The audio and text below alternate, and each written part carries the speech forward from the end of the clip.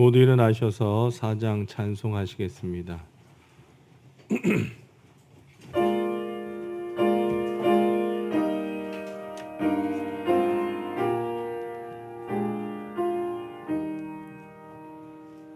성부 성자와 성령 영원히 영광 받으옵소서. 태초로 지금까지 또 길이 영원 무궁 성삼위께 영광. 아멘. 하나님께 가까이 함이 내게 복이라. 내가 주 여호와를 나의 피난처로 삼아 주의 모든 행적을 전파하리이다. 아멘.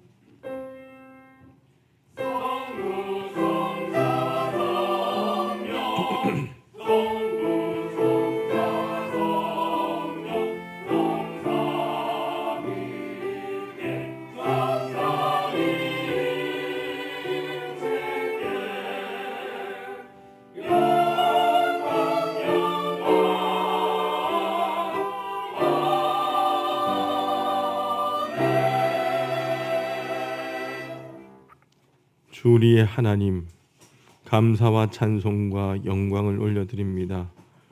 거룩한 주일 아침에 천하 만민들이 다 주님께 나와 찬송과 경배를 드립니다. 주님께서 창조하신 우주 만물과 천군과 천사들도 소리를 높여 주님의 이름을 높여드립니다. 이 예배와 찬송을 기쁘게 받아주시고 주님의 그 빛난 얼굴을 우리에게 비추어 주옵소서. 예배하는 우리의 중심에 걱정과 근심과 흑암이 다 물러가게 하시고 기쁨과 은혜와 사랑만이 충만하게 넘쳐나게 하여 주옵소서. 예배 주관자 되시는 예수님의 이름으로 기원하옵나이다. 아멘. 29장 찬송하시겠습니다.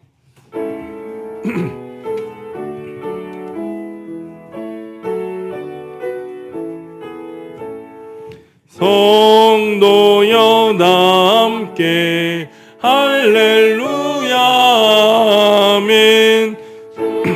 찬양하여라 할렐루야 아멘. 두 보좌 앞에서 택하신 은혜를 다 찬송하여라 할렐루야 아멘. 문을 열어라 할렐루야 아멘. 온 하늘 울려라 할렐루야 아멘. 인도자 되시며 친구가 되신 주 그 사랑 끝없다 할렐루야 아멘. 주 찬양하여라 할렐루야 아멘. 찬양은 끝없다 할렐루야 아멘. 거룩한 집에서 춤총 기리며 늘 찬송 부르자 할렐루야 아멘. 교독문 10번 시편 16편을 교독하시겠습니다. 찬송가 뒤편에 있는 교독문 10번 시편 16편입니다. 하나님이여 나를 지켜주소서. 내가 주께 피하나이다.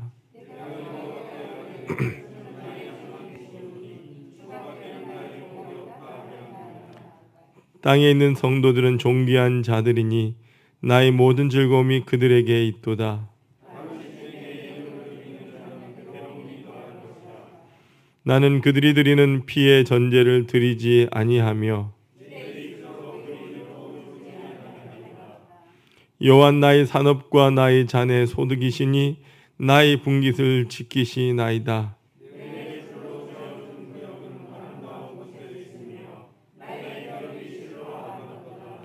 나를 훈계하신 여호와를 송축할지라. 내가 여호와를 항상 내 앞에 모심이여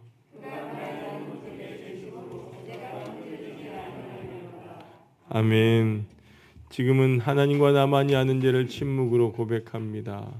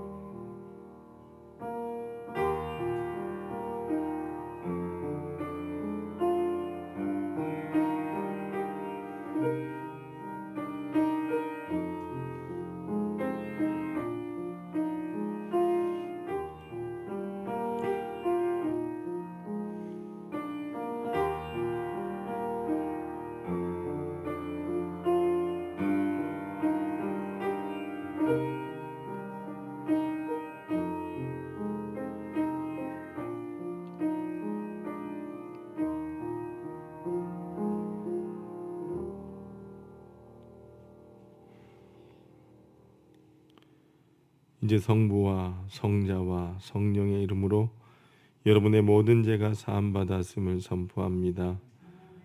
내가 이르기를 내 허물을 여호와께 자복하리라 하고 주께 내 죄를 아뢰고 내 죄악을 숨기지 아니하였더니 곧 주께서 내 죄악을 사하셨나이다.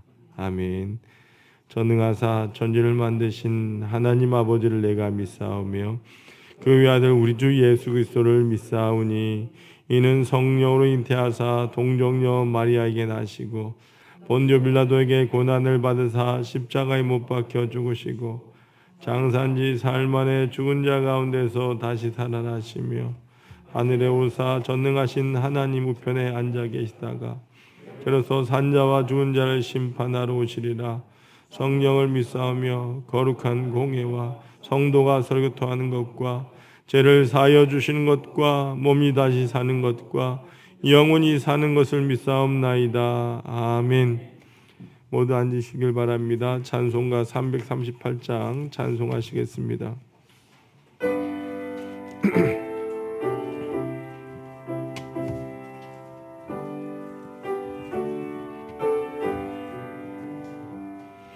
내 주를 가까이 하게 함은 십자가 짐 같은 고생이나 내 일생 소원은 늘 찬송하면서 주께로 나가기 원합니다. 내 고생하는 것 옛 야곱이 돌베개 메고자 갔습니다. 꿈에도 소원이 늘 찬송하면서 주께로 나가기 원합니다.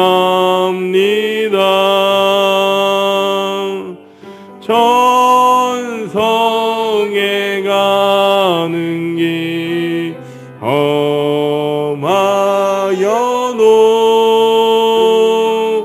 생명길 되나니 은혜로다. 천사 날 부르니 늘 찬송하면서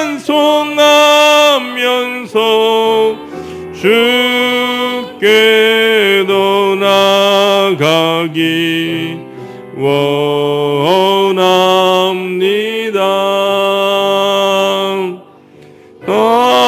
하고비 잠깨어 일어나는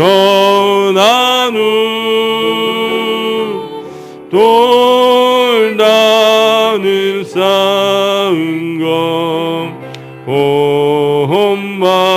본받아서 숨질 때 되도록 늘 찬송하면서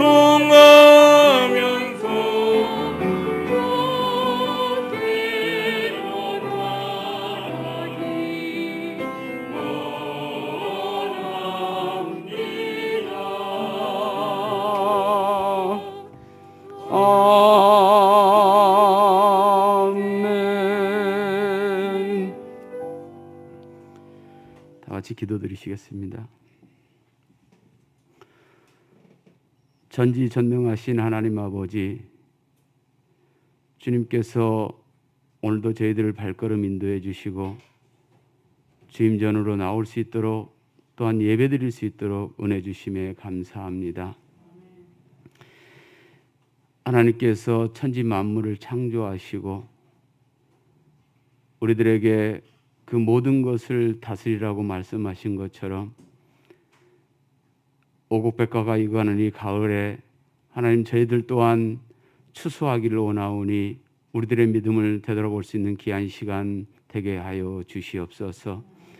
하나님 특별히 지난 한 주일 동안도 주님 앞에 온전히 드리고 우리의 마음과 뜻과 정성을 다하여 주님 앞에 드리는 삶을 살아야 될 텐데 그리하지 못한 것을 이 시간에 고백하오니 우리의 모든 죄를 용서하여 주시옵소서. 하나님 세상의 복과 세상의 물질과 명예와 권력을 따라가는 적이 너무나 많이 있었음을 주님 고백합니다. 하나님 우리들의 온전함을 통해서 요 앞에 영광 돌리기를 원하오니 이 시간에 저희들의 모든 생각과 모든 우리들의 마음을 하나님 깨끗게 하셔서 진정 하나님의 말씀을 듣는 시간 되게 도와주시옵소서. 특별히 하나님 아버지 우리 하나교를 위해서 기도합니다. 하나님 2022년도도 시작한 지가 벌써 하나님 이제 10달째 되어갑니다. 하나님 저희들이 준비하고 계획한 것들이 성령의 능력으로 회복하는 교회가 되기를 원했습니다. 하나님 또한 예배의 영성을 회복하는 교회가 되기를 원했습니다. 구역의 모임을 회복하는 교회가 되기를 원했습니다. 전도의 열정을 회복하는 교회가 되기를 원했습니다. 하나님 또한 다음 세대의 부흥을 회복하는 데 하나님 저희들이 열심을 내기를 원했습니다. 하나님 혹 저희들이 부족하였다면 다시 한번 저희들이 되돌아볼 수 있는 귀한 시간 되게 도와주시옵시고 하나님이 추수의 계절에 하나님 우리가 계획하고 준비하는 것들이 부족하지만은 우리들의 몸과 마음을 합쳐 열심을 다할 수 있도록 하나님 다시 한번 도와주시옵소서. 그래 우리 교회가 우리 하나교회가 더욱더 하나님 앞에 성령 충만한 교회가 될 수 있도록 주님 인도하여 주시옵소서. 하나님 또한 이제 가을 추수하는 것에 맞이하여 하나님 우리 교회가 준비하고 있는 추수감사절 예배가 있습니다. 특별히 하나님 추수감사절 특별 새벽기도를 위해서 하나님 준비하는 우리 모든 하나교회 가족들 될 수 있도록 인도하여 주시옵시고 하나님께서 바라시고 또한 준비하는 모든 곳에 잘했다 칭찬받을 수 있는 우리 모든 하나교회 식구들 될 수 있도록 인도하여 주시옵소서. 또한 추수감사절 가족 찬양제가 있습니다. 하나님 우리가 주님 앞에 성호를 찬양 드릴 때 우리의 몸과 마음이 기쁨이 넘칠 수 있도록 주님 도와주시옵시고 하나님 한 가정도 빠짐없이 함께 동참하여 요 앞에 찬양 드릴 수 있도록 주님 인도하여 주시옵소서. 이를 위해서 준비하는 우리 목사님과 우리 모든 교육자들 또한 우리 하나교회 모든 식구들 하나님 기쁨이 넘치는 귀한 찬양제가 될 수 있도록 주님 인도하여 주시옵소서. 하나님 아버지 또한 이 나라 이민족을 위해서 기도합니다. 하나님 너무나 정치, 경제, 외교 모든 부분들이 주님 어려운 가운데 있사오니 특별히 하나님 대통령을 비롯하여 이종자들을 하나님 지켜주시고 그들이 정말 백성을 두려워하고 국민을 두려워할 수 있는 하나님 그들의 마음을 얻게 하시고 특별히 하나님 그들의 완악한 마음을 하나님 평온케 하셔서 정말 백성을 위해 기도할 수 있는 영혼들이 될수록 인도하여 주시옵소서. 특별히 하나님 대한민국의 주님 앞에 우뚝 서기를 원합니다. 하나님 6.25를 겪으면서 너무나 험난한 삶을 살아왔던 우리 대한민국을 하나님께 사랑하셔서 이렇게 경제대국으로 이끌어 주셨는데 하나님 저희들은 교만 가운데 살아왔음을 지금 다시 한번 고백합니다. 하나님 우리가 교만하지 아니하고 다시 엎드려 우리 하나님을 믿는 백성들이 기도할 수 있는 다시 한번의 기회를 허락하여 주셔서 하나님 다시 한번 우리 교회가 부흥할 수 있도록 주님 인도하여 주시옵소서. 특별히 지금까지도 하나님 남북이 갈라져 있습니다. 하나님 속히 평화 통일이 이루어지도록 인도하여 주시옵시고 저 북에 있는 동포들도 하나님을 마음껏 찬양하며 말씀 듣는 그 시간이 속히 올 수 있도록 주님 인도하여 주시옵소서. 하나님 아버지 오늘 또한 주님 앞에 다시 한번 기도드리기는 우리 하나교회 수험생들을 위해서 주님 기도합니다. 1년 동안 하나님 얼마나 많은 고생을 하였습니까? 하나님 그들이 준비하고 계획했던 그 대학에 들어갈 수 있도록 인도하시며 또한 그 과에 들어갈 수 있도록 주님 도우시며 하나님 그들이 정말 믿음 가운데 다시 한번 살아날 수 있는 귀한 우리 자녀들 될 수 있도록 인도하여 주시옵소서. 하나님 시험은 끝이 아닙니다. 다시 시작하는 것입니다. 하나님 그들의 마음에 하나님을 온전히 영접할 수 있는 귀한 자녀들로 인도하여 주시옵소서. 그래 그들의 삶이 변화받는 귀한 믿음의 식구들 될 수 있도록 인도하여 주시옵소서.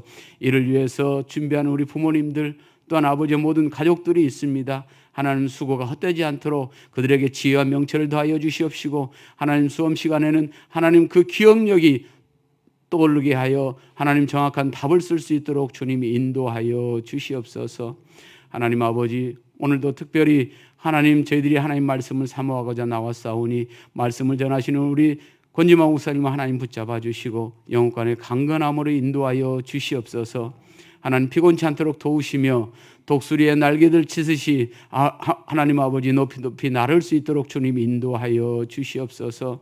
하나님 우리 교회가 목사님을 비롯하여 모든 우리 식구들이 하나가 되어서 하나님 정말 하나님 앞에 영광 돌리고 기쁨을 드리고 아버지 앞에 찬양을 드리며 하나님 잘했다 칭찬받을 수 있는 귀한 우리 하나교회 목사님과 우리 하나교회 식구들 될 수 있도록 주님 인도하여 주시옵소서.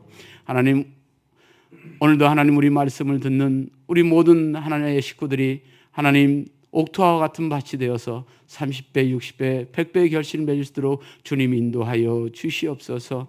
우리의 마음을 먼저 열기를 원합니다. 하나님 찬양을 통해서 또한 기도를 통해서 주님 앞에 영광 돌리기를 원하오니 하나님 예배를 흠양히 받아 주시옵소서. 또한 시온 찬양대 하나님 붙잡아 주시고 하나님 일주일 동안 주님 앞에 찬양을 드리고자 연습하였사오니 하나님 부족하지만 하나님께서 늘 흠양히 받아주시고 은혜로운 시간으로 더하여 주시옵소서. 하나님 오늘도 각 처소에서 예배하는 곳에 하나님 축복하여 주시고 은혜로운 시간으로 더하여 주시옵소서. 감사를 드리오며 예수님의 이름으로 기도드리옵나이다. 아멘.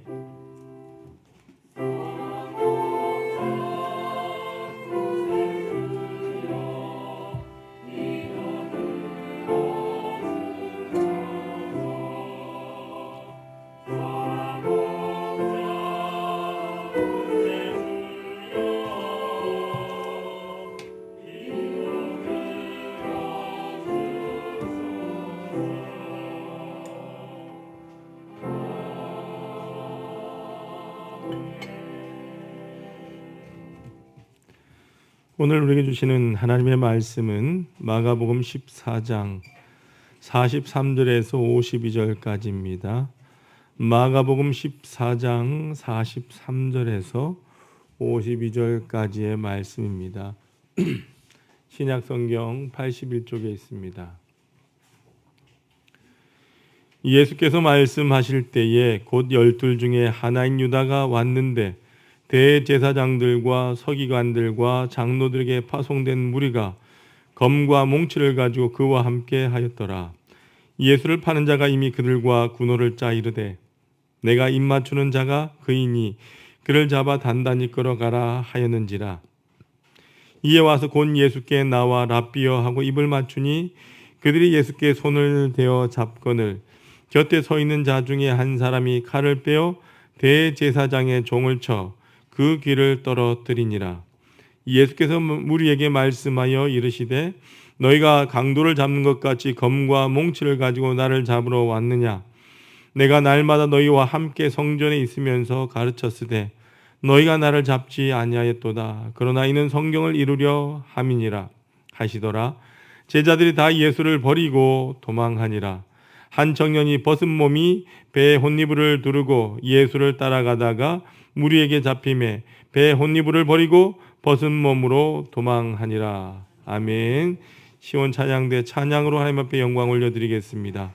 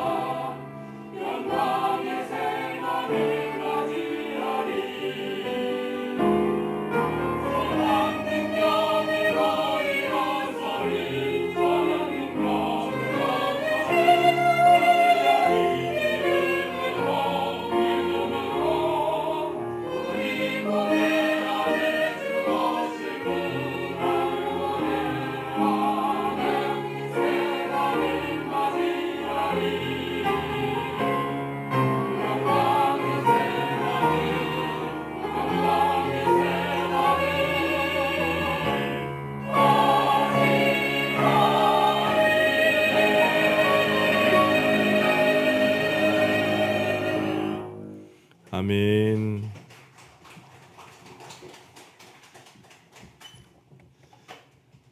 여러분 한 주간 평안하셨습니까? 예, 환절기에 건강 조심하시고요.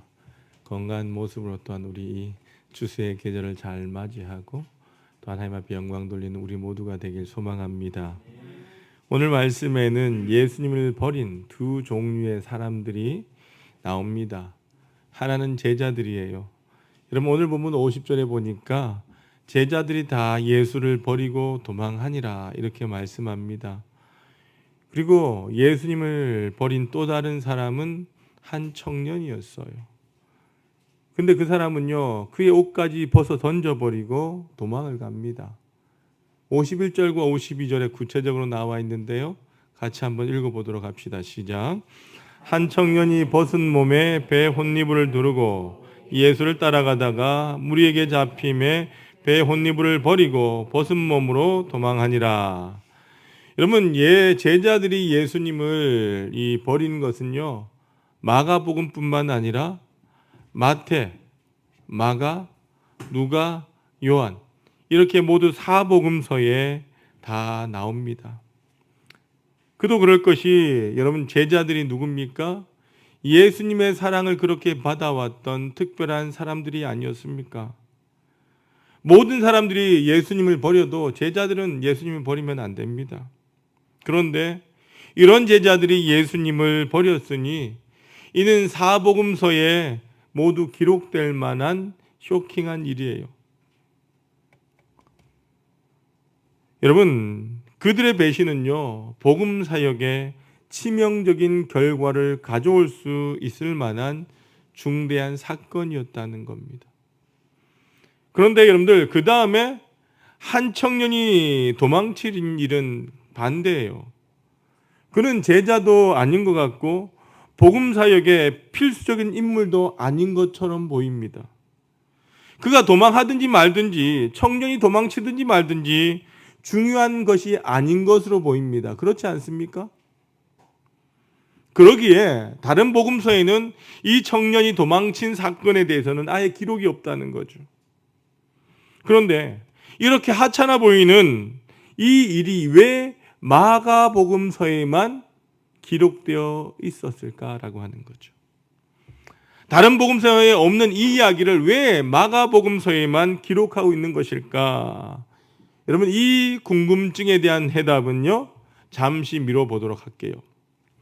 여러분, 예수님의 배신자에 대해서 이야기할 때 첫 번째 꼽을 수 있는 사람이 누굽니까? 가룟 유다입니다. 여러분, 그는 겨우 돈 30냥에 예수님을 팔아버린 그런 인간이에요. 그런데 가룟 유다 못지않게 예수님을 배반했던 또 한 사람이 있어요. 누구죠? 베드로입니다. 여러분, 베드로의 배반은요, 다른 제자들보다 더 충격적입니다. 왜냐? 그는 12명의 제자 가운데 가장 우두머리였던 예수님의 수제자였을 뿐만 아니라 몇시간 전만 해도 예수님과 함께한 그 최후의 만찬의 자리에서 그가 뭐라고 고백했느냐? 주와 함께 죽을지언정 저는 결코 도망가지 않겠습니다라고 고백했던 사람이 바로 베드로였다는 거예요. 그런데 그는 예수님을 버리고 도망간 것으로만 끝난 것이 아니라 사람들 앞에서 난 예수가 누군지조차 모른다라고 부인했던 사람이기까지 했다는 거예요. 그러기에 유다의 배신 이야기가 마태, 마가, 누가, 요한 이 사복음서에 모두 기록되어 있는 것처럼 이 베드로가 예수님을 배신한 이야기도 이 사복음서에 모두 기록하고 있다는 거예요. 그런데 여기서 우리는요, 참 이상하게 생각하지 않을 수가 없다는 거예요. 여러분, 그것은 마태복음은 누가 기록했죠? 마태복음을 기록한 누구? 마태. 마가복음을 기록한 누구? 마가. 누가복음을 기록한 누가. 요한복음을 기록한 요한. 자, 이 네 명의 사람들이 어떻게 베드로가 예수님을 3번씩이나 부인했다는 것을 알았을까요? 베드로가 예수님을 부인한 곳은 어디냐? 대제사장 가야바의 집 마당이었어요. 이미 제자들은 어떻게 했습니까? 다 도망쳐 버린 후였어요. 아무도 없었습니다. 있다면 단 한 사람, 요한이 있었을 뿐이에요. 그러나 베드로가 부인할 때에 요한이 바로 곁에서 그 베드로가 부인했던 3번 부인했던 이야기를 명확하게 들었는지도 불확실합니다. 왜냐하면 여러분 보세요. 요한이 베드로를 바라보고 있는 그 곳에서 베드로가 예수님을 3번이나 부인할 수 있었을까요? 그것도 모를 일이다라고 하는 거죠. 여러분, 또 베드로가 요한이 보는 앞에서 부인했고 요한이 그 이야기를 들었다 할지라도 요한이 베드로의 부인 사건을 폭로했을까요? 혹시 요한이 요한복음에서 이 비밀을 폭로했던 그것을 보고 마태, 마가, 누가가 요한복음을 보면서 알게 되었다라고 생각할 수도 있어요. 그러나 여러분들, 사복음서가 기록된 순서를 본다면 처음에 마가복음이 지어졌고요, 그리고 마태복음이 지어졌고요, 그리고 누가복음 쓰였고 요한복음이 가장 나중에 쓰여졌어요. 요한복음은요, 사도들이 거의 사역을 하고 순교한 후에 마지막에 기록된 것이 바로 요한복음이었다는 거죠. 그러므로 다른 사람들이 이 요한의 글을 보고 그들의 책에다가 베드로의 부인 사건을 기록한 것도 아니었다는 거죠. 더군다나 사복음서가 기록될 때는요, 이미 베드로는요, 우리가 사도행전에서 계속해서 여러분들 강의를 하면서 지금 베드로가 예루살렘 교회 최고의 지도자로 칭송받고 있는 상황이었어요. 아니면 그 후라고 한다면 로마에서 영광스러운 순교를 당한 후였다는 거죠. 한번 생각해 보세요. 누가 우리에게 주기철 목사님에 대해서 기록하라고 한다면 그 명예로운 순교자이신 주기철 목사님의 흠을 기록할 사람이 누가 있겠습니까? 그렇지 않을 거예요. 설령 그분의 약점을 내가 안다 할지라도 그분의 명예를 위해서 감추려고 할 겁니다. 그것이 바로 사람의 마음이에요. 베드로도 마찬가지라는 거죠. 여러분, 그 누가 당시 최고의 지도자에 대해서, 그것도 이미 순교한 베드로에 대해서 과거의 수치스러운 이야기를 적을 만한, 굳이 들춰낼 만한 사람이 누가 있을까요? 그러므로 이 베드로의 부끄러운 이야기는요, 마태나 마가나 누가나 요한 혹은 다른 사람에 의해서 고발이나 폭로된 것이 아니었다는 거죠. 그렇다면 어떻게 베드로의 이야기가 알려졌을까? 그리고 사복음서에 적혀질 수 있었을까? 우린 여기서 대단히 중요한 대목에 이르게 된다는 거죠. 그것은요, 어느 누구의 고백이나 어느 누구의 고발이나 폭로에 의해서 알려진 것이 아니라 베드로 스스로가 자신의 이 고백에 의하여 세상 사람들에게 알렸다는 거죠. 고발이 아니라 고백이었다는 거예요. 자, 여러분, 사도행전을 한번 생각해 보십시오. 베드로가 그때의 예루살렘에서 설교를 할 때마다 어떻게 합니까? 하루에 몇천 명씩, 3천 명씩 이상씩 회개하고 주님 앞에 돌아온 역사가 일어났어요. 또한 베드로와 요한이 성전 미문에 앉아 구걸하던 사람에게, 안전뱅이에게, 장애인에게 베드로가 기도함으로 일으키지 않았습니까? 그러면서 예루살렘은 떠들썩해졌습니다.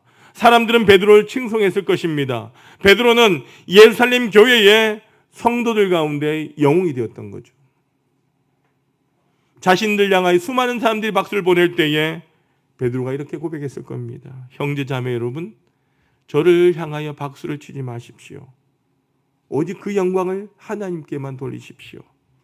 더군다나 저는 박수를 받을 자격이 되지 못합니다. 여러분, 제가 얼마나 부끄러운 사람인지, 얼마나 더러운 죄인인지 아십니까? 아마 여러분들은 모르실 겁니다. 그러나 잘 들어보십시오. 우리 주님께서 잡히시는 그날 밤, 그 가야바의 집에서 재판을 받으시는 그때에 저도 함께 있었습니다. 그날 저는 씻을 수 없는 어려운 죄를 지었습니다.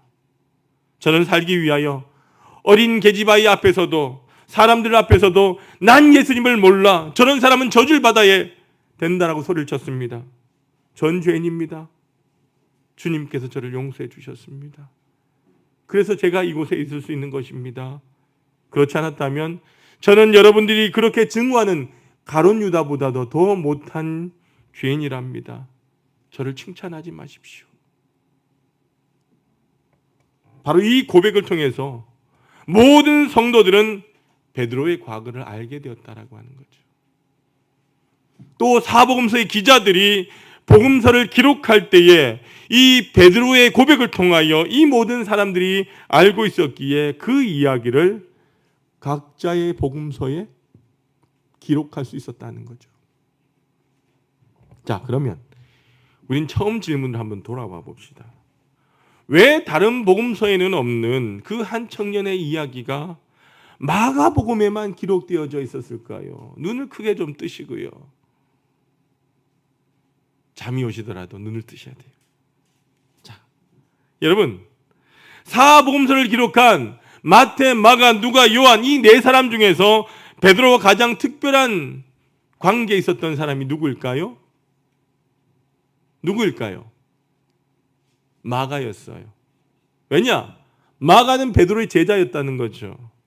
그가 스승이었던 베드로의 부끄러운 이야기를 마가복음에 기록할 때에 다른 사람들과 그의 마음이 같았을까요? 아니라고 하는 겁니다. 한번 상상해 봅시다. 마가가 이제 마가복음을 기록하면서 이제 가야바의 집 재판장에 이르게 됩니다. 이제 그 스승 베드로의 부끄러운 이야기를 써 내려가야 할 차례입니다. 그런데 제자가 그 스승의 부끄러운 일을 기록하는 게 쉬울까요? 쉽지 않아요. 이미 사람들이 다 알고 있다 할지라도 나 자신까지 그것을 기록하는 게 너무나 죄송하고 잔인하게 생각되었을 것입니다. 나 자신만이라도 그 내용은 좀 생략해야 되겠다는 생각을 할 수 있지 않았겠습니까? 그런데 결과적으로 마가복음에서 생략할 수 없었다는 거예요. 왜냐하면 여러분, 성경은 뭡니까? 성경이 뭐예요? 하나님의 말씀이라고 하는 겁니다. 하나님의 말씀은요, 성령의 감동으로 쓰여졌다라고 하는 거예요. 하나님의 영이신 성령님께서 쓰셨다는 거죠. 기록자는요, 그 성령님의 말씀에 순종만 하고 기록했을 뿐이다라고 하는 거예요. 그런데 성령께서 마가에게 내 스승 베드로의 수치스러운 이야기를 숨기지 말고 기록하라 하셨을 뿐만 아니라 또 다른 감동을 마가에게 주시는 거예요. 그것은 바로 마가야, 너의 이야기도 써야지. 너의 이야기도 써라. 마가, 너 이야기도 쓰라. 너의 부끄러운 이야기도 있지 않느냐? 어찌 베드로만 배신자냐? 어찌 다른 제자들만 배신자냐? 네가 다른 사람들의 배신 이야기만 기록하고 끝낸다라고 한다면 너 자신은 부끄러움이 없는 의인이란 말이냐? 너의 이야기도 쓰라는 거예요. 마가는 그 성령의 역사에 순종합니다. 사실 예수님께서 잡히던 그날 밤에 마가 자신에게도 한없이 부끄러운 밤이었습니다. 왜냐하면 마가도 예수님을 따라갔다가 잡히게 될 것이 부끄러워서 아예 옷을 벗어 던지고 도망했기 때문입니다. 자, 이까지 들었으니까 어느 정도 감이 오십니까? 자신도 다른 제자분들보다 더 나은 것이 없는 사람이었어요. 여러분들, 남들의 부끄러운 이야기만 기록하고 끝낼 수가 없는 거예요. 성령의 감동대로 자신의 이야기도 써야 했습니다. 그리고 그는 순종하여 덧붙였습니다. 여러분, 오늘 우리가 읽은 51절과 52절에 등장하는 그 한 청년이 너무도 부끄럽게 예수님을 버리고 발가벗고 도망했습니다. 여러분, 이 한 청년이 누굽니까? 마가 자신이었다는 거예요. 예수님, 제자들만, 베드로만 배신하는 게 아닙니다. 이 글을 기록한 저 마가도 배신자입니다. 사람들이 저를 높여주고 알아주지만 사실 저 자신도 부끄러운 사람입니다. 죄인입니다. 이런 제가 어찌 다른 이들에게 돌을 던질 수 있습니까? 저를 긍휼히 여겨 주옵소서 하는 마음으로 마가복음에서 마가는 그 자신의 부끄러운 일을 두 절 통해서 끼워 넣음으로 인하여 베드로에 대한 미안한 마음을 달랬습니다. 그래서 다른 복음서에 없는 독특한 내용이 마가복음에만 기록되어져 있다는 거예요. 여러분, 여기에 중요한 사실이 있어요. 마가 역시도 그가 그 글을 쓸 때는 누군가의 폭로나 고발이 아닌 스스로의 고백이었다는 거죠. 만약 마가가 고백하지 않았다고 한다면 그 일을 누가 알았겠습니까? 그러나 그는 스승 베드로가 고백했듯이 자신도 고백합니다. 만약 고백하지 않았다고 한다면 마가는 비열한 고발자요 폭로자로 남게 되었을 겁니다. 그러나 자신을 고백하는 그 두 절을 끼워 넣음으로 인하여 마가는 정말 아름다운 신앙과 인격의 소유자로 우리 앞에 서 있게 된 겁니다.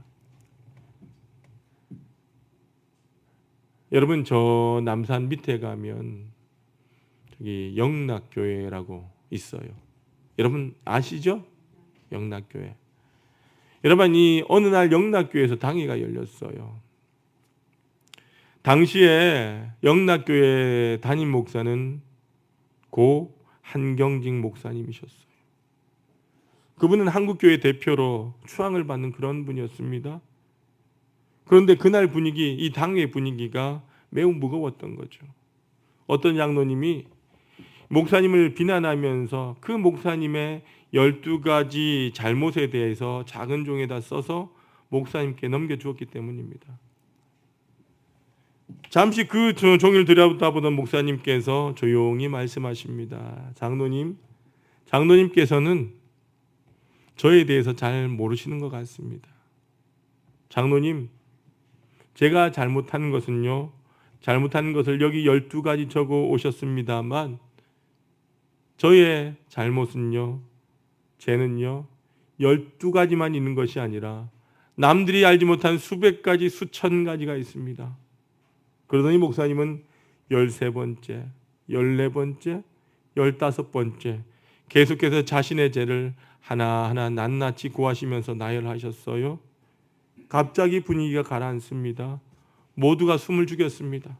그러다가 목사님께서 20번째라고 했을 때에 그 장로님의 눈에서 눈물이 나오면서 무릎을 꿇고 목사님 죄송합니다. 제가 잘못했습니다. 저는 더러운 죄인입니다. 목사님 저를 용서해 주십시오. 라고 고백했다는 겁니다. 그날 한 목사님은 견디기 힘든 고발을 당했지만 스스로 고백함으로써 승리자가 되었고 영락교회 당엔 더 화목하게 되었답니다. 한경직 목사님은 1992년 종교계의 노벨상이라고 할 수 있는 템플턴 상을 수상하는 자리에서도 이런 고백을 하셨습니다. 나는 이 상을 받을 자격이 되지 못합니다. 먼저 나는 죄인임을 고백합니다. 나는 일제 치하에서 신사참배를 했습니다. 이런 죄인을 하나님이 사랑하시고 축복해 주셔서 한국교회를 위하여 일하도록 이 상을 주셨습니다. 여러분, 그분은 결코 완전한 분이 아니세요. 그러나 그분은요, 고백할 줄 아는 그리스도인이었다는 겁니다. 여러분, 참으로 요즘 안타까운 일들이 많이 보이는데 안타까운 것은요, 최근 한국교회 안에서 목회자가 자신의 연약함을 고백하지 못하고 여러분 그것을 감추기 위하여 허물과 악함을 감추기 위하여 교회 안에서 자신의 편과 반대편을 나누어서 서로를 비방하는 가운데 교회가 갈라지는 모습들을 봅니다. 경찰은 물론이고요, 사회 법정까지 여러분들 고발함으로 교회가 분열되는 모습들을 바라봅니다. 서로가 옳다는 거예요. 상대가 잘못했다는 거예요. 그것을 바로 잡아야 되겠다라고 요구만 합니다. 여러분, 기독교는요 고발의 종교가 아닙니다. 그러기에 기독교는요 고발의 종교가 되어서는 안 됩니다. 기독교는 고백의 종교입니다. 우리에게 고백만 있을 뿐 고발이나 폭로는 없어져야 합니다. 이것은 하나님의 뜻이 아니라고 하는 거예요. 여러분, 한경직 목사님께 돌아가신 후에 많은 사람들이 그 한 목사님의 신사참배와 잘못을 대해서 그 문제를 일으키며 비판한 사람들이 많이 일어났어요. 그때 어떤 한 신학자가 다음과 같은 글을 남겼습니다. 우린 그 시대에 살지 않았으므로 그 어려운 역사를 고통스럽게 살아야만 했던 교계 원로의 친일 행적에 대해서 매질하기가 컴퓨터 자판 두드리기만큼 쉬울지도 모릅니다. 하지만 이미 고인께서 템플턴상 수상자에서 공개적으로까지 고백하신 마당입니다. 이렇게 편안한 시대에 배부르게 먹고 사는 그리스도인이라고 한다면 고난과 아픔의 시대를 살아야만 했던 그 선배들의 실수를 기록할 때에 우린 숙연해지고 겸손해야만 합니다. 비난과 야유로 할 일이 아니라고 하는 것입니다. 나는 돌아가신 한경직 목사님의 교단에 속해 있지도 않습니다. 살아생전 얼굴을 한 번도 직접 뵌 적도 없었고 대화할 기회도 없었습니다. 나 또한 역시 전세 얻을 돈이 없어서 학교 부속 건물에 빌부터 사는 가난뱅이지만 나는 마지막까지 돈과 욕심에 초월하시고 끝까지 교회와 민족과 이웃을 염려하며 경건한 생활을 보냈던 그분처럼 깨끗하게 살 자신은 없습니다만 그러기에 나는 할 수만 있다면 차라리 그 한경직 목사님의 스캔들을 내 어깨에 짊어지겠습니다. 여러분, 이 글을 쓰신 분은요, 남을 고발하기 전에 스스로 자신의 죄를 생각할 줄 아는 그리스도인이었다라고 하는 거예요. 오늘 저와 여러분의 문제가 무엇입니까? 그것은 우리는 고발은 하지만 고백하지 않는다는 거예요. 마치 자신은 조그만한 흠도 없다는 듯이 너무나도 당당합니다. 다른 사람의 흠을 찾아서 폭로한 일에는 혈안이 되어 있습니다만 자신의 부끄러움은 모른다는 거죠. 이게 우리의 비극이라고 하는 겁니다. 가끔 친구들 만날 때에, 목사 아닌 친구들 만날 때에 그들도 교회 다닙니다. 근데 그들이 저와 만날 때마다 하는 욕이 있어요. 이 정부를 비판하는 욕이에요. 너무나도 폭로합니다. 제가 그 이야기를 듣기 싫어합니다. 근데 너도 알아야 된다라고 이야기를 합니다. 너도 몰라서는 안 된다라고 이야기합니다. 아닙니다. 저도 알고 있습니다만 이야기를 하지 않는다는 거죠. 자꾸 그런 이야기를 들으니까 제가 이제 친구들에게 한마디 했어요. 그런 이야기 듣기 싫다고. 자꾸 듣다 보니까 부정적으로 변합니다. 나도 그 이야기가 진짜인 것 같습니다. 그게 진짜이든 아니든 부정적인 이야기가 계속해서 들려올 때에 제 마음이 너무너무 답답하다는 거죠. 여러분, 한 주간 설교를 준비하면서 저희 삶을 돌아보며 많이 회개했습니다.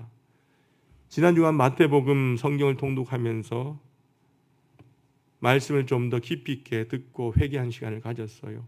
통독하면서 마태복음 25장 13절의 말씀이 저의 마음을 찔렀어요. 그런즉 깨어있으라 너희는 그날과 그때를 알지 못하느니라. 저의 마음을 찌르는 말씀이었어요. 여러분, 우리는 항상 깨어있어야 합니다. 주님이 언제 저와 여러분을 부르실지 모릅니다. 그렇다면 우리는 늘 깨어서 언제나 부르심에 순종하며 나갈 준비를 하고 있어야 된다는 거죠. 성도는 성도의 자리에서, 목회자는 목회 자리에서 늘 깨어 주님의 인도하심을 받아야함을 잊지 마시길 바랍니다. 그리고 그러기에 우리는요, 늘 우리의 연약함을 하나님 앞에 고백해야 된다라고 하는 겁니다. 여러분, 나라도 보니까 자꾸 여러분들 바로 나라를 바로 세우기 위한 작업의 일환으로 과거의 청산 문제를 둘러싸고 여야가 심각한 대립을 보이고 있다는 거죠. 물론 여러분들 역사를 바로 세워야 되고요, 청산도 해야 됩니다. 그러나 문제는 그것들이 고백에 의해서 이루어지는 것이 아니라 누군가의 고발과 폭내에 의해서 이루어지고 있다라고 하는 거죠. 예전에도 보니까 여러분들 그 생각 안 납니까? 과거를 청산을 주장했던 그 여당 대표가 역시 그 아버지의 문제 때문에 자신이 물러나는 웃지 못할 일이 있었던 것. 지금도 보면요, 누가 어떻다, 네가 잘못했다, 이런 식의 폭로가, 고발만이 난무하는 세상 가운데 있다는 겁니다. 불행하게도 제가 잘못됐습니다, 제가 이랬습니다 고백은 들어보기 힘들다는 거예요. 그러다 보니까 우리 사회의 상처와 고민은 깊어져만 간다는 겁니다. 나라만이 아닙니다. 우리의 삶에도 여전히 우리의 연약함이 있다는 것입니다.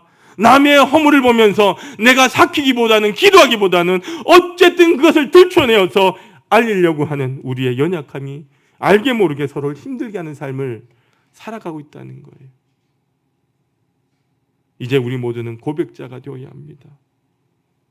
내가 이러했기에 우리가 이렇게 되었습니다라고, 내가 부족했기에 우리 공동체가 힘이 듭니다라고. 여러분, 고발은요, 상대방을 죽이고 나도 죽는 것입니다.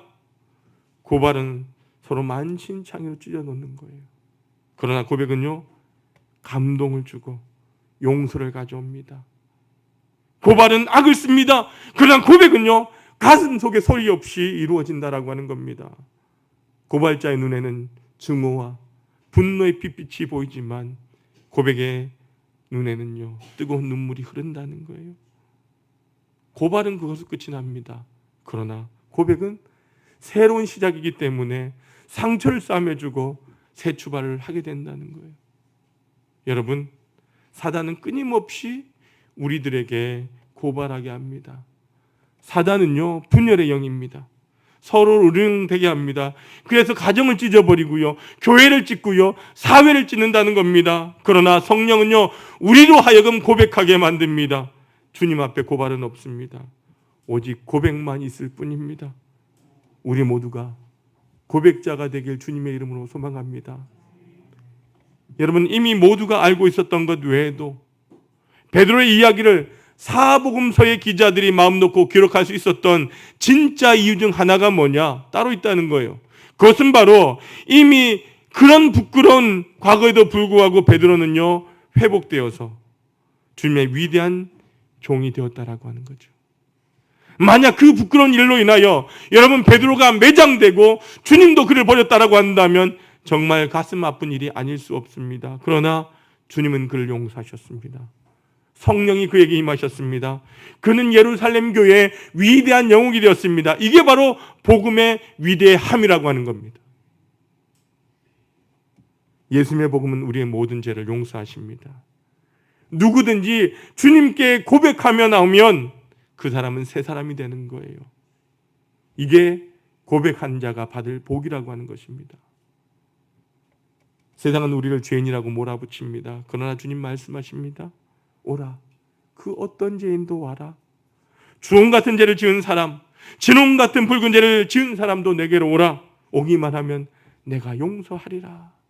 흰 눈같이 양털같이 되게 하리라 말씀하십니다. 여러분, 주님께로 나오십시오. 그리고 고백하십시오. 다른 사람에게 던지려 했던 그 돌을 나 자신에게 던지시길 바랍니다. 지금까지 고발의 은밀한 쾌감을 맛보았다면 이제부터는 고백의 진한 기쁨을 누리시길 바랍니다. 여러분, 주님 안에 배신자가 다시 회복되어지고 망가진 인생이 다시 새롭게 되는 복을 받게 되길 주님의 이름으로 축원합니다. 요한일서 9절 말씀 같이 한번 읽어보도록 합니다. 시작. 미쁘시고 의로우사 우리 죄를 사하시며 우리를 모든 불에서 깨끗하게 하실 것이요. 아멘. 여러분, 적당한 고백은요, 하지 않으니만 못하다는 거예요. 여러분, 그것은 마치 더러운 빨랫감을 세탁하기 위해서 강둑에 가지고 나간 여인이 이 빨랫감이 더러운 것을 누가 볼까 봐 빨랫감을 물에 넣고 몇 번 흔적거리다가 비비기만 하고 돌아오는 것과 같다는 거죠. 그렇게 하면 여러분들 옷이 휘어지는 것이 아니라 오히려 구정물만 그 빨랫감에 배이게 된다는 겁니다. 많은 사람들이 바로 이런 어리석은 여자와 같이 행동합니다. 죄를 하나님 앞에 드러내어 놓기를 꺼려합니다. 여러분, 적당히 용서해달라고 한마디 하는 것뿐이에요. 여러분, 그렇게 하지 마십시오. 하나님 앞에 완전히 고백하십시다. 그리고 용서를 받으십시오. 고백의 삶 속에서 진정한 주님을 만나고 날마다 승리의 삶을 사는 하나의 모든 가족들이 되시길 주님의 이름으로 축원합니다. 아버지 하나님, 감사합니다. 우린 연약한 죄인이기에 하나님 고백할 수밖에 없음을 이 시간 깨닫게 하시니 감사합니다. 그 마가가 마가복음을 통해서 자신을 그렇게 고백하며 자신의 연약함을 드러내었던 것처럼 우리도 이 땅 가운데 살면서 누군가의 아픔과 누군가 잘못을 하나님 들춰내고 고발하기보다는 그를 향하여 애통해하며 기도할 수 있는, 함께 믿음을 고백할 수 있는 저희들 되게 하여 주옵소서. 그런 삶을 통하여 하나님과 동행하는 믿음의 사람들 되게 하옵소서. 예수님의 이름으로 기도드리옵나이다. 아멘. 모두 일어나셔서 찬송가 213장 1절과 4절 찬송하시겠습니다.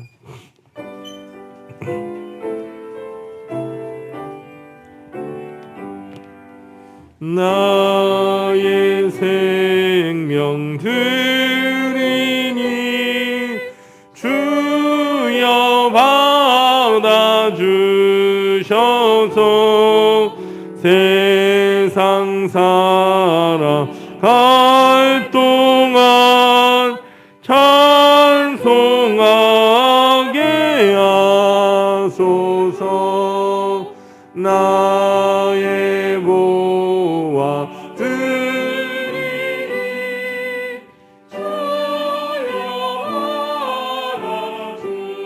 알아주셔서 하늘 나라 위하여 주 뜻대로 쓰소서. 아멘.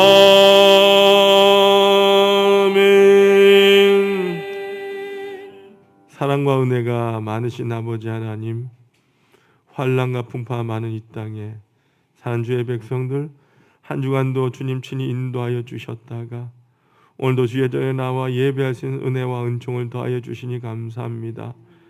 이 시간도 주의 백성들이 하나님께 예배드리며 귀한 예물 정성껏 준비하여 드립니다.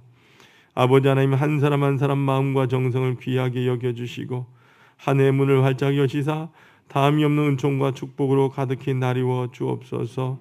주님의 은혜가 감사하여 귀한 예물 정성껏 드린 손길들이 있습니다. 감사하는 마음을 주님께서 귀하게 여겨주셔서 일평생 감사의 조건들이 넘쳐나게 하여 주옵소서. 막혔던 인생의 문제들이 열려진 기적을 체험하게 하시고 주의 전에서 꿈꾸며 기도하는 것마다 응답받는 역사가 있게 하여 주옵소서. 믿음으로 11조 예물 드린 손길들이 있습니다. 주님께서 약속하시고 명하신 예물이오니 그 약속대로 황충과 가라지 금하여 주시고 날마다 가정들마다 11조가 많아지게 하여 주옵시고 누르고 흔들어 넘치는 축복을 받는 복된 삶이 되게 하여 주옵소서. 하늘에 신령한 것과 이 땅에 기름진 것이 날마다 풍성하게 주옵시고 주님의 농원에 심어 싸우니 30배, 60배, 100배의 결실을 거두게 하여 주옵소서. 늘 나눠주고 베풀어주는 삶을 살게 하시되 아름다운 가정들, 모든 사람들이 부러워하는 가정들 되게 하여 주옵소서. 아버지 하나님의 나라와 영광을 위하여 복음을 위하여 귀한 예물 드렸습니다. 아버지 하나님, 조그만 양언니 주님 앞에 돌아오며 이 땅에 수많은 아버지 하나님의 영광이 드러나게 될 때에 이 예물을 드린 자마다 하늘의 복을 받게 하시고 모든 사람 가운데 뛰어나고 존귀한 존재들 되게 하여 주옵소서. 존귀한 가정 되게 하여 주셔서 아버지 하나님 영광 앞장서서 나타내는 귀한 믿음의 일꾼들 되게 하여 주옵소서. 아버지 하나님, 매주의 예물, 선교와 구제의 예물, 성전 건축을 위한 예물, 몸으로 마음으로 드리는 각양 예물이 있습니다. 이 모든 정성 주님 받아주시고 주님의 나라가 확장될 때에 인생의 지경이 확장되며 아버지 하나님의 집이 아름답게 세워져 갈 때에 인생의 집이 우뚝 서는 축복을 받게 하여 주시고 아버지 하나님 전에 나와 은혜 받고 구하는 것마다 응답받는 역사가 있게 하여 주옵소서. 질병이 치유되며 문제가 해결되며 모든 사람 앞에서 존귀한 가문 되게 하여 주옵소서. 아버지 하나님, 이 예물이 사용되는 곳마다 함께 하시고 이 예물 통하여 영혼이 구원받으며 상처 있고 지치고 외로운 이웃들이 이 예물을 통하여 주의 사랑 깨닫고 자녀되는 은총 입게 하여 주옵소서. 이 예물이 주의 전을 날마다 은혜롭게 하며 부흥케 하는 일에 거룩하게 사용하여 주옵소서. 예수 그리스도 이름으로 간절히 축복하며 기도하옵나이다. 아멘. 모두 앉아주시길 바랍니다.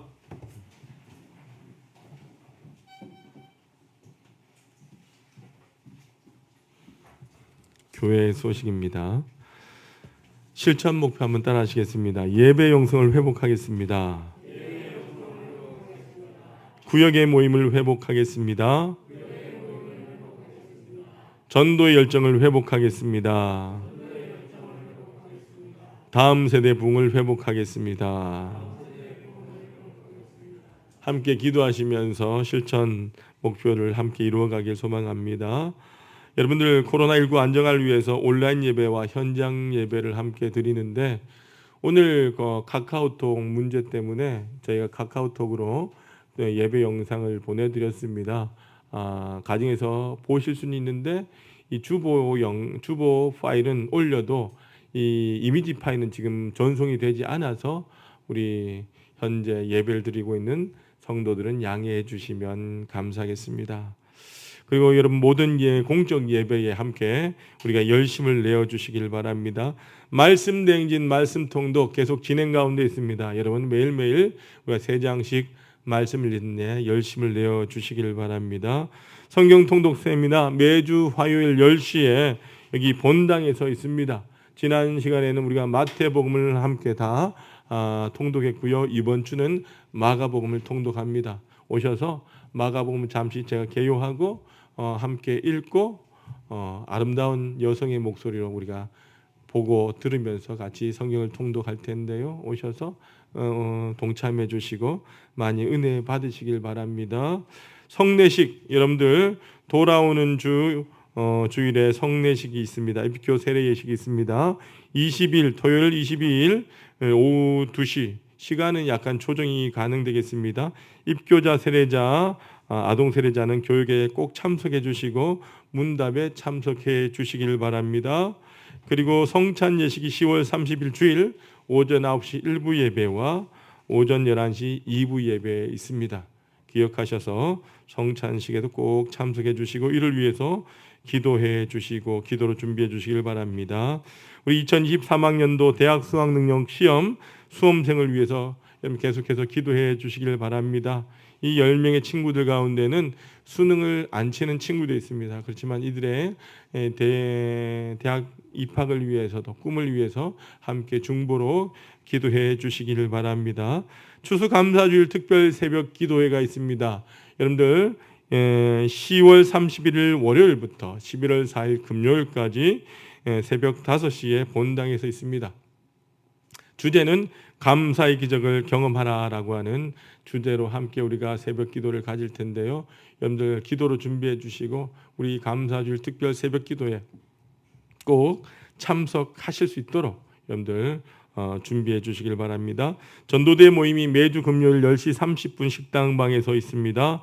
이번 주에 중보기도대 모임이 있습니다. 10월 중보기도대 모임이 21일 10시 30분에 본당에 있습니다. 여러분 그 중보기도대 마치고 함께 저희가 전도하러 같이 나가려고 합니다. 기억하셔서 우리가 기도하는 일에 중보기도에 함께 해주시고 또 전도한 일에도 여러분들 꼭 동참해 주시길 바랍니다. 토요교회 청소 매주 10시 30분에 있습니다. 이번 주는요 201 구역에서 섬겨 주시길 바랍니다. 그리고 추수감사주일 가족 찬양제 아까 장로님도 기도하셨는데 여러분들 기억하셔서 우리 많은 가정들이 동참하셔서 추수감사주일 우리 행복한 가족 찬양제가 될 수 있으면 좋겠습니다. 그리고 추수감사주일에 대해서 잠시 제가 말씀을 드립니다. 예전엔 저희가 11월 하반기에 셋째 주, 넷째 주에 이렇게 추수감사절을 했는데 11월 첫째 주로 작년부터 추수감사주일을 당겼습니다. 매년 이 앞에 우리가 귀한 곡식, 예물, 채소, 과일을 쌓아서 했는데 올해부터는 그렇게 하지 않고요.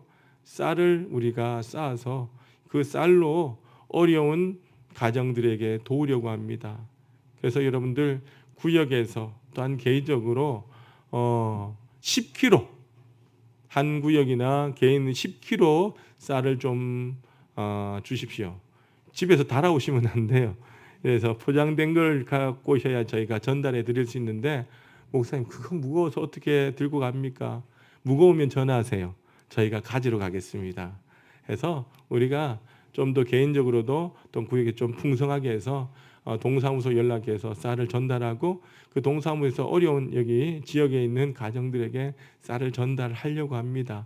그래서 여러분들 좋은 취지에서 한다라고 생각하시고 여러분들 좀 수고스럽더라도 함께 동참해 주시면 우리 풍성한 이 추수감사절을 보낼 수 있으리라 생각되어집니다. 그래서 여러분들 기억하셔서 함께 동참해 주시기를 바랍니다.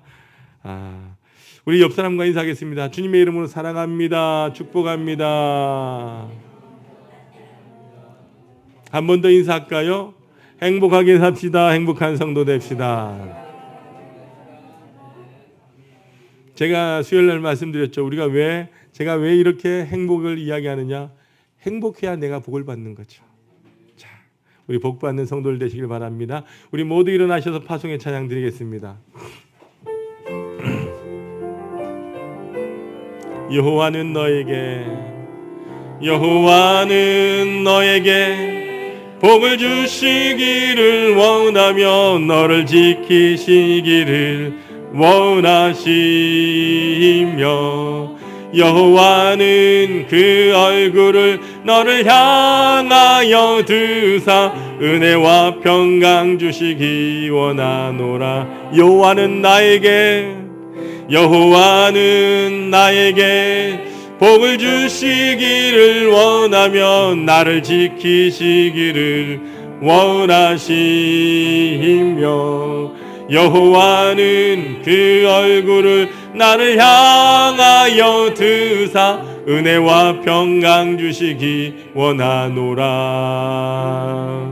너를 보배롭고 존귀하게 여기시는 하나님이 내 삶 속에서 그 약속을 신실하게 이루시리.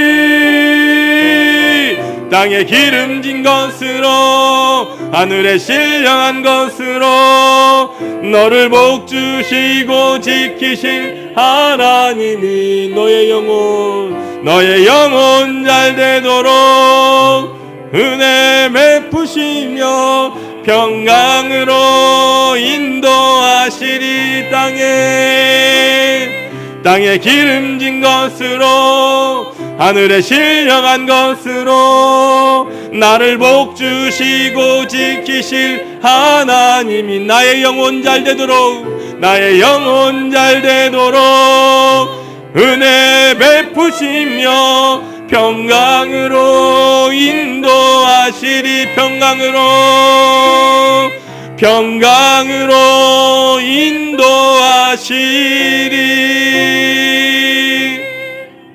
은혜로우신 아버지 하나님, 우리 사랑하는 하나의 성도들 오늘도 하나님 앞에 나와 예배드리고 이 시간 우리에게 주신 그 말씀과 그의 축복과 결단을 가슴에 품고 우리가 사는 세상을 향하여 이제 나가려고 합니다.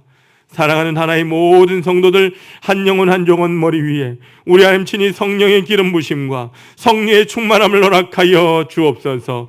주님의 강한 오른팔로 붙드시고 이끌어 주셔서 이번 한 주간 세상 가운데 살아갈 때에 하나님 우리 사랑하는 성도들이 걷는 그 길이 평안한 땅, 은혜 땅, 축복의 땅을 걸어가도록 주님 인도하여 주옵소서. 우리 앞에 사단막이 두려운 시험이 있고 끊임없이 우리를 넘어뜨리고 힘들게 할지라도 우리 하나님 모든 성도들 믿음의 눈을 열어 바라보며 주님을 찬양하며 날마다 기도하며 걸어가게 도와주시고 두려워하지 않는 담대함을 허락하여 주옵소서. 하나님의 약속을 붙들고 모두가 이곳 승리하는 자들 되기를 원합니다. 직장의 문제, 건강의 문제, 사업의 문제, 가정과 자녀들의 문제, 관계의 문제, 재정의 문제, 코로나의 문제, 수많은 문제들이 우리를 힘들게 하지만 아버지 하나님의 약속을 믿고 담대하게 걸어가 최후의 승리자가 되는 하나님 모든 성도들 되게 하여 주옵소서. 아버지 하나님 사랑하는 우리 믿음의 자녀들 붙드시고 인도하여 주셔서 오직 주님의 길로 걸어가는 자녀들 되게 도와주시고 말씀 가운데 비전을 발견하는 자녀들 되게 도와주시며 주님의 은혜로 날마다 승리하는 거룩한 자녀들 되게 하여 주옵소서. 사랑하는 아버지 자녀들이 꿈을 가지고 달려나갈 때에 저들의 앞길을 열어주시되 날마다 주님의 동행하심을 통하여 하나님의 아름다운 역사를 써내려가는 거룩한 자녀들 되게 하여 주옵소서. 수험생들에게 담대함을 더해 주셔서 마지막까지 최선을 다하게 도와주시고 열심을 다하여 결과에 만족하며 하나님 앞에 감사하는 귀한 수험생들 되게 하여 주옵소서. 아버지 하나님 힘들고 연약한 가운데 있는 사랑하는 환우들이 있습니다. 또한 아버지 하나님 시술을 준비하고 있는 성도가 있습니다. 육체의 연약함으로 주의 전에 나오고 싶어도 나오지 못한 성도들이 있습니다. 우리 하나님 기억하여 주셔서 오늘도 저들이 예배하는 그곳에 우리 하나님 함께하여 주시고 저들의 마음을 만지시고 싸매주시고 고쳐주시며 저들의 육체의 연약함도 우리 하나님 도말하여 주셔서 여호와라 하나님께서 친히 은총으로 축복하여 주시고 회복의 은총을 허락하여 주옵소서. 저들의 모든 심령 가운데 우리 하나님 성령의 충만함으로 길로 인도하여 주셔서 저들의 모든 연약함까지도 우리 하나님의 강함으로 덧입혀 주시고 저들의 모든 연약한 것들이 떠나가는 귀한 은혜를 허락하여 주옵소서. 아버지 하나님, 이 어두워져간 세상 가운데 우리 모두가 복음의 빛을 가지고 세상을 향하여 나아가 예수 그리스도를 증거하며 우리로 인하여 세상이 밝아진 역사가 일어나게 하여 주옵소서. 우리가 이 땅에 살아갈지라도 주의 말씀과 주의 전을 사모하며 그리워하며 살다가 다시 주님의 전으로 간증을 가지고 두 손 들고 달려 나오는 하나의 모든 성도들 되게 하여 주옵소서. 지금은 우리 구주 예수 그리스도의 크신 은혜와 아버지 하나님의 만극하신 사랑하심과 성령님의 감화감동 교통 인도하심이 이 땅 가운데 고백의 삶을 통하여 온전히 주님과 동행하며 날마다 승리의 삶을 살고자 소망하는 우리 하나의 모든 성도들과 믿음의 가족들과 사랑하는 자녀들과 우리 하나교회 위에 이제와 영원히 함께 없으기를 간절히 축원하옵나이다. 아멘.